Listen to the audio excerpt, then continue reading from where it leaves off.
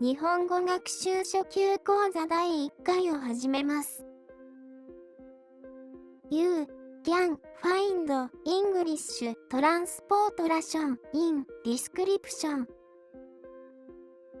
日本語学習で押さえるべき最重要点は、主語が省略されるということです。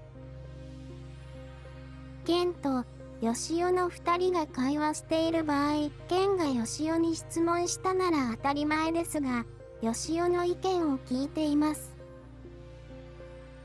ケン、昨日テレビ見た？ヨシオ、見てない。なんか面白いのあった？日本語のテキストに載っているように書くと、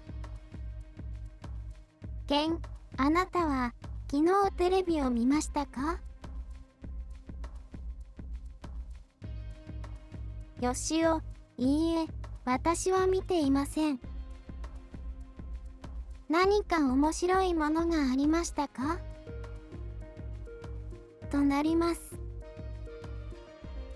しかし、誰もこのような会話を親しい間柄ではしません。ケン、昨日テレビ見た？強引に英語で言い換えると、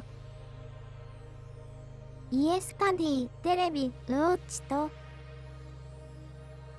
なります。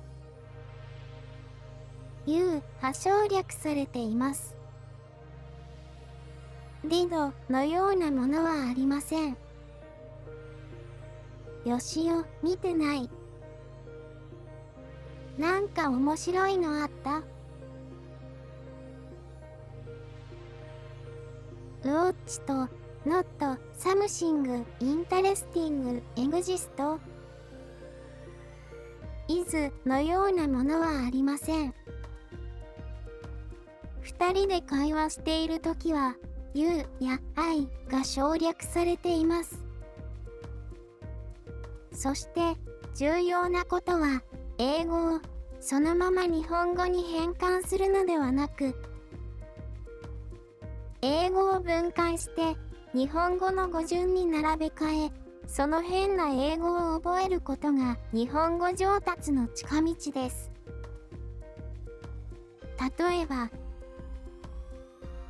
I want to eat an apple。正確に訳すと、私は一つリンゴを食べたい。です。このように言う日本人はほぼいません。単数、複数は本当に日本人は気にしません。ですから、スタートとして、まず、I want to eat apple です。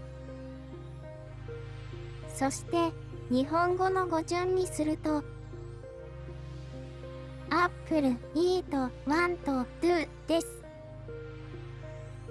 I は省略されます。では本日のおさらいです。重要なことは2つ。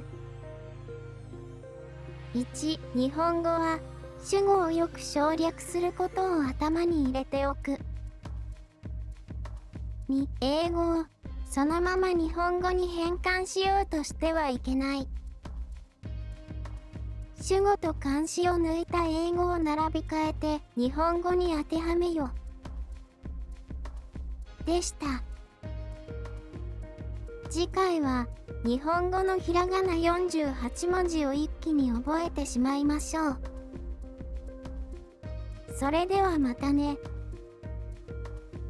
チャンネル登録とグッドボタンお願いしてもよいかしら？